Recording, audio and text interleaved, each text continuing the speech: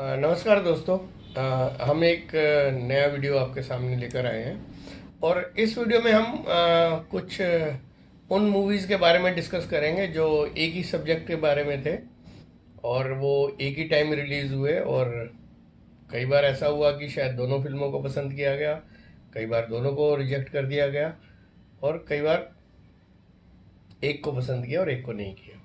अभी लेटेस्ट आपको शायद याद होगा, दो मूवीज आई थी। एक मूवी का नाम था बाला और दूसरे का नाम था उड़ता चमन, उजड़ा चमन, सॉरी, उजड़ा चमन। और दोनों जो मूवीज थी वो गंजेपन को लेके आई थी। मैंने दोनों मूवीज देखी और मुझे तो सच बताऊं उजड़ा चमन भी अच्छी लगी, बट अनफॉर्चुनेटली इसमें से आई थिंक बाला ज़्यादा अच्छी लगी, अच्छी चली। और उजड़ा चमन शायद लोगों ने पसंद नहीं करी। तो ये कोई पहली बार नहीं हुआ कि जब एक ही सब्जेक्ट के ऊपर दो मूवीज आई हों। और ऐसा कई बार हो जाता है, कई बार डायरेक्टर एक ही मूवी से इंस्पायर्ड हो जाते हैं, या एक आदमी ऑफिशियल बनाता है एक मूवी को, दूसरा उससे चुरा लेता है या इंस्पायर हो जाता है, वो डिपेंड करता है, वो तो खैर कह नहीं सकते। तो इसकी इसकी एक और कई एग्जाम्पल हैं, तो हम एक एक करके एग्जाम्पल आपको सुनाएंगे। 1982 में दो मूवीज आई थी। एक मूवी का नाम था शक्ति और एक मूवी का नाम था फर्ज और कानून। शक्ति मूवी जो थी वो रमेश सिप्पी ने डायरेक्ट की थी और उसमें दिलीप कुमार और अमिताभ बच्चन के रोल्स थे। वो बेसिकली दिलीप कुमार पुलिस वाले होते हैं, पुलिस कमिश्नर होते हैं, और उनका बेटा समाओ उसके मन में पुलिस के अगेंस्ट कुछ ऐसी दुर्भावना बैठ जाती है। बचपन में उसको किडनैप किया जाता है और उसको लगता है कि उसके फादर ने उसको बचाया नहीं है, और वो क्रिमिनल बन जाता है, गैंगस्टर बन जाता है और फिर अपने फादर के हाथों मारा जाता है।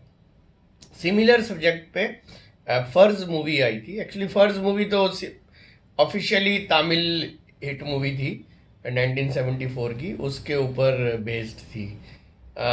हालांकि शक्ति को ऐसा क्लेम नहीं किया गया, शक्ति सलीम जावेद जी ने लिखी थी और उन्होंने कोई क्लेम नहीं किया कि we are inspired by this movie. But अगर आप दोनों उस मूवी को देखते हैं, शक्ति को, और तमिल मूवी को देखते हैं, तो आपको आइडिया लग जाता है कि ये मूवी के जो थीम है या एक बेस है वो सेम ही है। और शायद शक्ति ठीक ठाक चली थी, गाने भी बहुत अच्छे थे, आर डी बर्मन साहब के गाने थे। फर्ज और कानून के फर्ज और कानून भी ठीक चली थी, आई थिंक फ्लॉप नहीं थी। तो एक फर्ज और कानून में मेनली जितेंद्र थे, आई थिंक जितेंद्र का डबल रोल था उसमें। और शक्ति का जैसे मैंने आपको बताया दिलीप कुमार साहब ने बहुत ज़्यादा अच्छी एक्टिंग की, और अमिताभ बच्चन तो खैर नहीं, वो बहुत अच्छी एक्टिंग करते ही हैं। और रमेश सिप्पी साहब की आई थिंक ये मेरे हिसाब से ये लास्ट मूवी थी जो उन्होंने बहुत अच्छी बनाई। उसके बाद शायद उन्होंने कोशिश करी लेकिन वो अच्छी मूवी नहीं बना पाए। अब क्या होता है, कभी कभी आप एक बहुत ही सुपर मूवी बना लेते हो, शोले, शान भी अच्छी थी, क्योंकि सबका कंपैरिजन शोले से होने लग जाता है। जब आप अपने अपने जीवन का क्या, आप बॉलीवुड का, इंडिया का बेस्ट प्रोडक्ट बना लेते हो, बेस्ट मूवी बना लेते हो, तो कंपैरिजन हमेशा उसी मूवी से होता है और ये कभी कभी घाटा भी हो जाता है। उससे अच्छी मूवी बनाना शायद मुश्किल है, शोले से अच्छी मूवी तो शायद इंडिया में कभी बन नहीं पाई। तो ये भी एक कारण रहा है कि उसके बाद रमेश सिप्पी बहुत ज़्यादा सक्सेसफुल नहीं हुए हैं। फिर 1984 में दो मूवीज आई, और ये तो डेफिनेटली है कि दोनों एक ही सब्जेक्ट के ऊपर बेस्ड थी। ट्रीटमेंट थोड़ा अलग था, एक थोड़ी कॉमेडी, स्टायर कॉमेडी थी, और एक एक्शन थ्रिलर बोल सकते हैं उसको। एक था एक मूवी का नाम था इनकलाब, जिसको अमिताभ जी ने उसमें एक्टिंग की श्रीदेवी के साथ। और दूसरी मूवी का नाम आज का एमएलए राम अवतार, जिसे राजेश खन्ना जी ने जिसमें एक रोल अदा किया, ऐसा कहा जाता है। मेरे को भी इतना आइडिया नहीं है, मैं भी एक वीडियो देख रहा था जिसमें अमिताभ जी बच्चन जी को पता चल गया कि ये मूवी जो है दोनों एक ही मूवी पे बेस्ड है, और उन्होंने अपने इन्फ्लुएंस को यूज़ करके सेंसर में कुछ दिनों के लिए आज के एमएलए राम अवतार को रुकवा दिया, सो दैट कि उनकी मूवी का हार्म ना हो। मैं I can not confirm it, but these are the stories. There are so many stories which goes around in the industry. तो this is one of the story which also went कि ऐसे कैसे मतलब अमिताभ बच्चन जी ने अपने रिलेशनशिप को use करके राजेश खन्ना जी की मूवी को रुकवाने की पूरी कोशिश करी। इनकलाब अच्छी मूवी थी अपने सेंस में, और आज का एमएलए राम अवतार भी अच्छी मूवी थी in a different sense, and I think Inquilab ज़्यादा चली, और आज का एमएलए राम अवतार भी ठीक ठाक चली। फिर 1989 में भी एक और कन्फ्लिक्ट हुआ। आप जानते हैं कि मनमोहन देसाई और प्रकाश मेहरा, इन्होंने तकरीबन जब से अमिताभ बच्चन जी के साथ मूवी बनानी शुरू करी, तो वो अमिताभ जी के साथ ही मूवी बनाते रहे। मेरे हिसाब से फिर बाद में शायद लास्ट में मनमोहन देसाई ने जैकी श्रॉफ के साथ एक मूवी बनाई अल्लाह रखा, और प्रकाश मेहरा जी ने भी एक राजकुमार और राज बब्बर को लेके मूवी बनाई थी, मैं नाम याद नहीं है मुझे, वो चली नहीं बिल्कुल भी। और ये जो मूवी थी वो एक तूफान और जादूगर थी, और दोनों में आई थिंक जो अमिताभ सर थे वो जादूगर थे। जादूगर में तो प्योर ही जादूगर, पूरा जादूगर का रोल किया था। तूफान में आई थिंक उनका डबल रोल था, और एक रोल में वो जादूगर होते हैं। तो ये भी एक तरह से कॉन्फ्लिक्ट सा था, और फॉर्चुनेटली और अनफॉर्चुनेटली दोनों मूवीज़ को पसंद नहीं किया गया। और यहाँ से आई थिंक अमिताभ बच्चन जी का as a hero, as a superstar पतन शुरू हुआ। हालांकि उन्होंने बाद में काफ़ी अच्छे रोल किए, but as a lead hero I can tell you, यहाँ से उनका एक डाउनफॉल स्टार्ट हो गया। और यहाँ से मेरे हिसाब से मनमोहन देसाई और प्रकाश मेहरा, इन दोनों ने उसके बाद कोई अच्छी मूवी नहीं बनाई। बट अदरवाइज अगर आप मनमोहन देसाई जी को भी देखेंगे या प्रकाश मेहरा जी को भी देखेंगे, तो उन्होंने बहुत अच्छी मूवीज़ बनाई हैं। उन्होंने one of the best movies मैं कह सकता हूँ कि इन दोनों ने बनाई है। लॉस्ट एंड फाउंड फार्मूला तो मनमोहन देसाई ही बनाते थे ज़्यादा अच्छा, और प्रकाश मेहरा की मूवीज़ भी काफ़ी इंटेंस और काफ़ी अच्छी हुआ करती थी। और फिर उसके बाद 1991 में दो मूवीज़ आई, जिसको मैं तो नहीं कहता कि दोनों सेम तरह की थी, लेकिन मतलब एक मूवी सेम मूवी पे बेस्ड थी, एक सौदागर मूवी और एक सनम बेवफा। ये एक पाकिस्तानी मूवी थी, हक मेहर, उसके ऊपर बेस्ड थी। लेकिन जो सौदागर लिखी गई थी और जिस तरह की ट्रीटमेंट सुभाष घई साहब ने दी, तो बड़ा मुश्किल था ये जज भी इवन करना कि ये उस मूवी पे बेस्ड है। एक तो कैरेक्टर्स सारे हिंदू थे, और इसलिए वो वैसे भी वो शक नहीं पड़ता उस पर, डाउट नहीं होता। और दूसरा, दिलीप कुमार साहब ने बहुत ही अच्छी एक्टिंग करी थी, राजकुमार साहब ने। आई थिंक दोनों ने बहुत सालों के बाद, I don't remember the name of the film, I think संघर्ष या कोई और मूवी थी पुरानी, जिसमें दिलीप कुमार साहब और राजकुमार साहब ने एक्टिंग करी थी, और उसके बाद उनका कुछ कॉन्फ्लिक्ट हुआ। दोनों बहुत अच्छे एक्टर हैं, और ईगो तो है ही राजकुमार साहब में, सब जानते ही हैं कि ईगो बहुत ज़्यादा है। उसके बाद उन्होंने किसी फिल्म में काम नहीं किया, और सुभाष घई साहब ने ये बड़ी हिम्मत मारी और इन दोनों को वो लेके आए। और वाकई मतलब दोनों के डायलॉग्स बड़े ही ज़बरदस्त थे, देख के आदमी को मज़ा आ जाता था। हालांकि बड़ी ड्रामेटिक मूवी थी, गाने बहुत अच्छे थे, लक्ष्मीकांत प्यारलाल जी के गाने थे, और बहुत अच्छे गाने थे। और लेकिन और गाने सनम बेवफा के भी बहुत अच्छे थे। सावन कुमार की मूवीज़ अगर आप देखेंगे ना, तो उनके गाने बहुत अच्छे होते हैं। लेकिन बहुत ही ड्रामेटिक मूवी थी, मतलब मैंने देखी मूवी, मुझे बहुत हंसी आई थी, लेकिन गाने बहुत ज़बरदस्त थे इस मूवी के, और चली बहुत थी ये मूवी। तो दोनों मूवीज़ काफ़ी चली थी। और 2002 में तो शायद सबको ही पता है कि भगत सिंह के ऊपर दो मूवीज़ आई थी, शहीद आज़म भगत सिंह, और जिसमें मेन बॉबी देओल थे, और उसके अगेंस्ट अजय देवगन की movie I the legend of Bhagat Singh. Actually हुआ ये था कि सन्नी देओल साहब मूवी बनाना चाहते थे राजकुमार संतोषी जी के साथ भगत सिंह पे, बट या तो कुछ कॉन्फ्लिक्ट हुआ, या फिर राजकुमार संतोषी जी ने ये सोचा कि इस करेक्टर में ये बॉबी देओल सूट नहीं करेंगे। हालांकि रिलेशंस बहुत अच्छे थे राजकुमार संतोषी और देओल फैमिली के।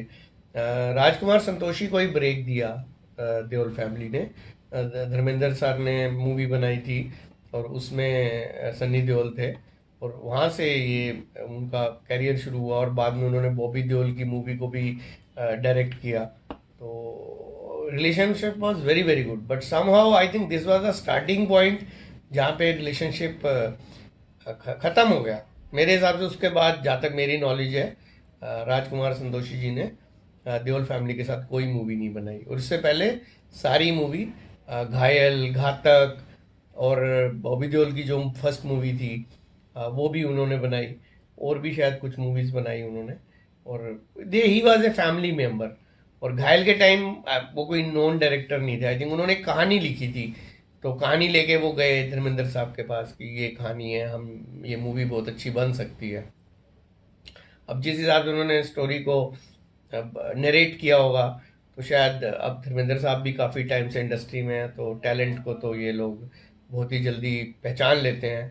तो उनको लगा ये बहुत ही टैलेंटेड बंदा है, तो उन्होंने बोला आप ही डायरेक्ट करो। तो घायल मूवी उन्होंने डायरेक्ट की, और बड़ी डिफरेंट मूवी थी।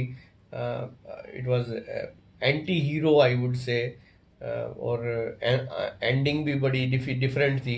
लेकिन और पप्पी लहर के गाने थे, ठीक ठाक थे, कोई ऐसा म्यूजिकल भी नहीं था।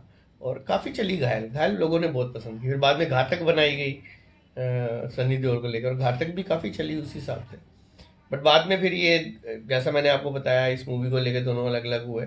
और लीजेंड ऑफ भगत सिंह काफ़ी अच्छी मूवी है, इसकी रेटिंग भी बहुत ज़्यादा अच्छी है, और लोगों ने भी बहुत ज़्यादा पसंद करी। और जो भगत सिंह की दूसरी मूवी है जिसमें शहीद आजम भगत सिंह, जिसमें बॉबी देओल ने एक्ट किया, वो नहीं चली। तो आई थिंक ये एक एक प्रॉब्लम रह गई दोनों में, और वो शायद आज तक भी है। उसके बाद जहाँ तक मेरी नॉलेज में नहीं है, अगर आपको लगता है कि कोई मूवी बनाई है तो आप कमेंट में ज़रूर बताइए। और ये मूवी इतनी अच्छी थी, और अजय देवगन जी ने बहुत ही बढ़िया एक्टिंग करी, उसके लिए उनको नेशनल अवार्ड भी मिला।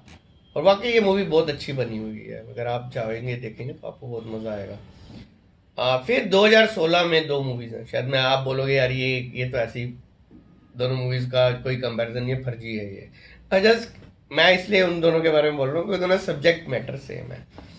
एक मूवी तो आप सबको पता ही है, दंगल, आमिर खान की, जिसमें आमिर खान ने एक रेसलर की भूमिका दिलाई, जो फेल्ड रेसलर है, कैसे वो अपनी लड़कियों को वो कर उनकी परवरिश करता है, उनको ट्रेन करता है, और कैसे उनकी बेटियां जो फोगट सिस्टर पे बेस्ड है, और वो लोग मेडल जीतती हैं इंडिया के लिए। दूसरी फिल्म थी सुल्तान, वो भी रेसलिंग पे बेस्ड थी। तो ऐसा कोई बहुत ज़्यादा कंपैरिजन नहीं है दोनों मूवीज़ का, बट स्टिल क्योंकि एक सब्जेक्ट पे ली गई हैं, तो मैंने इन दोनों मूवीज़ को भी ऐड कर लिया है। और फॉर्चुनेटली ये मैं जो आपको एग्जांपल दे रहा था कि कोई कभी एक मूवी चल गई और दूसरी नहीं चली, कभी दोनों नहीं चली, ये थर्ड एग्जांपल है जिसमें दोनों मूवीज सुपर हिट की। दंगल ने तो आई थिंक अब आगे दंगल के रिकॉर्ड टूटे हैं। आई थिंक KGF 2 ने और बाहुबली ने भी तोड़ दिया था, और KGF 2 ने भी तोड़ दिया है। RRR का I am not very sure, KGF 2 I am very sure about it. और बाहुबली मैं हिंदी वर्जन की बात करता हूँ। ओवरऑल तो any of it different story, but KGF इसकी जो दंगल के बिजनेस था, आई थिंक 374 करोड़। फिगर्स बहुत अच्छी तरह याद नहीं है मुझे। उसका रिकॉर्ड KGF 2 ने तो तोड़ दिया है, वो मुझे पक्का पता है क्योंकि I was just following the numbers. तो ये भी दोनों सेम सब्जेक्ट पे आई। और फिर 2017 में दो छोटी छोटी मूवी आई थी, हालांकि मैंने वो देखी नहीं, मेरे को लगा नहीं वो ज़्यादा अच्छी मूवी है, बट सेम सब्जेक्ट पे थी, तो मुझे लगा कि इन दोनों को भी मेंशन कर देना चाहिए इस वीडियो के अंदर। और वो ये दो मूवीज़ थी। एक मूवी तो थी लखनऊ सेंट्रल, और दूसरी थी कैदी बैंड। तो छोटे बजट की मूवी थी। कैदी बैंड तो यशराज फिल्म्स ने हालांकि बनाई थी, बैनर बड़ा था। और जो लखनऊ सेंट्रल थी वो MA एंटरटेनमेंट ने बनाई, ज़्यादा नोन नेम नहीं है, बहुत ज़्यादा नोन नेम नहीं है, बट अनफॉर्चुनेटली दोनों मूवीज ही टाइम टाइम फिस हो गई। हाँ, इसके अलावा सेम सब्जेक्ट पे थोड़ी बहुत और भी मूवी बनी है, ऐसे तो लिस्ट बहुत लंबी हो जाएगी, मतलब ऐसा देखा जाए तो पूरी फिल्म इंडस्ट्री में या बॉलीवुड में 6 या 7 सब्जेक्ट ही हैं। उन्हीं सब्जेक्ट के चारों तरफ ही मूवीज चलती रहती हैं। थोड़ी सी अगर दो मूवीज को आप कंपैरिजन कर सकते हैं थोड़ा बहुत, हालांकि उनका ट्रीटमेंट एंटायरली डिफरेंट था। वो था मस्ती और नो एंट्री। दोनों एक तरह से सेक्स कॉमेडीज थी, नॉट एग्जैक्टली सेक्स, बड़ी सटल वे में थी। हालांकि बाद में जो मस्ती के पार्ट्स आए हैं वो सब उन्होंने लिमिट्स क्रॉस कर दी, वो तो डबल मीनिंग डायलॉग्स ये वो। मस्ती वाज लिटिल बिट सटल, और नो एंट्री तो प्योर कॉमेडी मूवी थी। उसको मैं इवन सेक्स कॉमेडी भी नहीं बोलूँगा, इसे कॉमेडी मूवी। थोड़ा बहुत अंडरटोन था उसका, मतलब टोन था, मैं तो I don't have the right word for that, कि थोड़ा सा उस पर मतलब था कि हाँ भाई सेक्स कॉमेडी, बट पूरी तरह नहीं थी। मस्ती डेफिनेटली थोड़ी सी सेक्स कॉमेडी थी। और ये दोनों मूवीज आई, और इनको भी आप बोल सकते हो एक सब्जेक्ट पे बनी, और इसमें दोनों मूवीज अच्छी लगी। नो एंट्री मूवी तो बहुत ही ज़बरदस्त थी। ये मूवी मैंने कलकत्ता में देखी, और बिलीव मी वहाँ लोग हंस हंस के गिर रहे थे सीट पे। और अगर आपने ये दोनों मूवीज नहीं देखी हैं तो मैं तो आपको सजेस्ट करूंगा ये दोनों मूवीज जरूर देखो। ये मूवीज आप इवन फैमिली के साथ भी देख सकते हो, मतलब थोड़ा सा ऑड होगा, बट प्लीज मस्ती 1 के बाद मस्ती 2 मस्ती 3 मत देखना। वो डेफिनेटली सेक्स कॉमेडीज है, डबल मीनिंग डायलॉग्स हैं, वो सब है, और लिमिट मेरे को लगता है वो उसमें भी लिमिट क्रॉस हो जाती है समाओ, इसलिए वो फिर बाद में जब एक एक चीज की इंतहा हो जाती है तो वो मूवी चलती भी नहीं है। तो ये क्योंकि पहली बार आई थी इस तरह की मूवीज, तो लोगों ने काफी पसंद किया। आशा करता हूँ कि आपको ये प्रोग्राम काफी अच्छा लगा होगा, और हो सकता है कि मैंने कुछ मिस कर दी हो और क्लैशेस, तो आप कमेंट सेक्शन में जाइए और ऐड कीजिए कि और कौन सी मूवीज हैं ऐसी जो आपको लगता है सेम टाइम आई है। Don't talk about remakes, remakes तो अंडरस्टूड है, सेम टाइम में आई हो, एक साल में, सेम साल में आई हो, सेम महीने में आई हो, और उन फिर उनका क्या हुआ। तो देखते हैं आप लोगों में कितनी नॉलेज है। और ऐसे ही हमारे वीडियोस देखते रहिए, और लाइक करते रहिए, सब्सक्राइब करते रहिए, और हम भी नए नए विषयों के साथ आपके समक्ष प्रस्तुत होते रहेंगे। और आपका आशीर्वाद ऐसे ही बना रहे, और ऐसे ही आप हमें हमारे वीडियोस को लाइक करते रहें, सब्सक्राइब करते रहें। नमस्कार, धन्यवाद।